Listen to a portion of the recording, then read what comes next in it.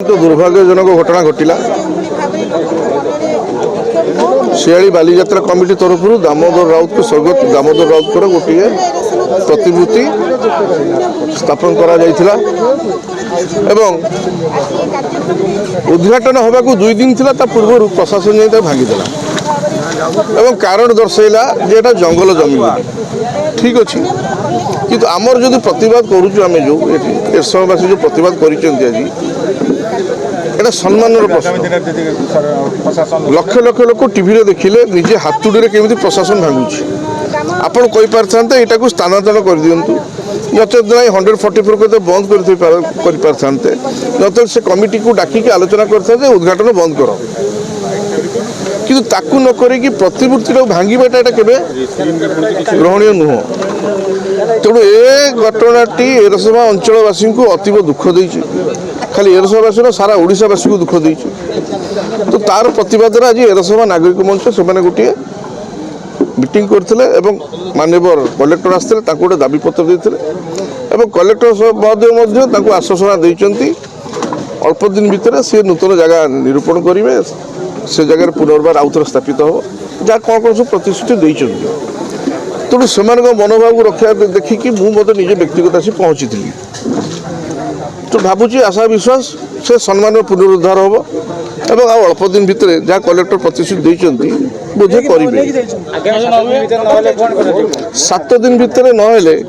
निश्चित भाव में मु मोर पुत्र कर्तव्य करी कहीं लोक मनोभाव एवं ए मनोभाव को प्रकाश करने गोटे नेतृत्व दरकार तेणु मु मोर गोटे पुत्र कर्तव्य करी मुझे धारणा बसबी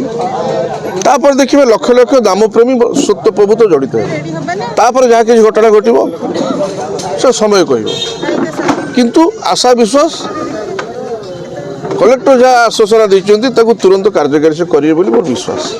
सरकार प्रतिशत देले सरकार मध्य एथिपाई दुखित अच्छी कलेक्टर महाशय निश्चित यह कहले कि जिते आम मेमोरांडम दबाकू गलु कलेक्टर महाशय यह कहले कि एथिपाई मु दुखित आउ सी अनन्य प्रतिभा जड़े राजनीतिक अनन्य प्रतिभा तेणु तांकर जिते प्रतिमूर्ति भंगा होती मुझे दुखित तेणु निश्चित भाव में प्रतिमूर्ति एवं रखा जाइए तेणु पुणी पुनराय पुणी करा एवं सठिक मार्ग रे सठिक ढंग से तहसीलदार को एवं वीडियो अच्छा डीएफओ अच्छा सम्मुख में भी एक कथा कहते कि आपण जो गाइडलाइन भितर आप आसिक प्रतिमूर्ति स्थापन कर